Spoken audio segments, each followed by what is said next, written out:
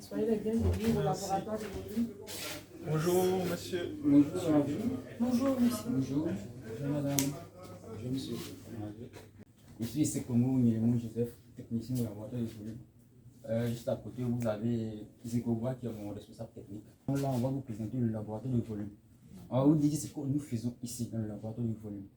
D'abord, notre rôle au quotidien ici, c'est de prélever les données que nous donnent nos instruments de mesure. Notre quotidien, c'est ça. Prélever les données que nous donnent nos instruments de mesure. Ici, nous avons nos fioles.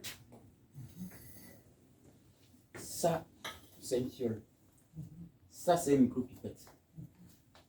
Et puis, nous avons aussi, vous avez 3 juste à la fin, nos étalons. Ça, ce sont des étalons. L'étalon, c'est quoi? C'est-à-dire, c'est notre instrument de référence que nous avons ici. Nous utilisons ces étalons pour faire ce qu'on appelle l'étalonnage et la vérification des instruments que les clients nous apportent.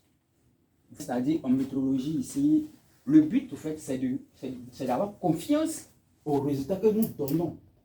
Pour ce faire, nous utilisons quoi? Nous utilisons, comme on appelle notre balance qui est là, pour faire l'étalonnage et la vérification des micro-pipettes.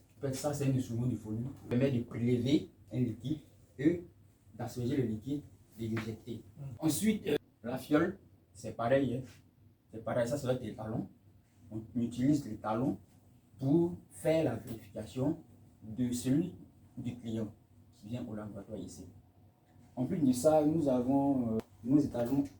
Lui, selon G Séraphin, il est 10 litres, 20 litres, 10 litres et 5 litres. Dans les stations à essence, les usagers qui se plaignent disant que non, quand j'achète peut-être 10 000 francs de carburant, est-ce que réellement c'est 1 litre ou 1,5 litre, etc. Voilà. Donc du coup, ces instruments que voici nous permettent de savoir si réellement les 1,5 litres rentrent dans la voiture. Voilà. Donc, c'est ça, c'est dans les jeux, c'est la fin. Donc, ils se plaignent. Donc, c'est avec ça qu'on fait la vérification. On prend ça, on va sur le terrain, nous faisons la vérification. Après avoir fini de faire la vérification, nous regardons est-ce que les données que nous donne notre instrument et l'instrument, est-ce que ça est dans les normes en fait? Parce que nous travaillons selon des normes bien spécifiques. Donc, il faut avoir confiance au fait, aux résultats que nous donnent les deux instruments de mesure pour les comparer. Donc voilà ce que nous faisons au quotidien. Parce que la métrologie, c'est ça, c'est la science des mesures. Donc nous faisons la science des mesures.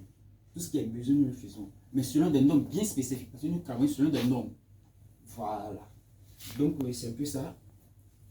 Compteur d'eau. Notre étalon compteur d'eau que je vais vous présenter.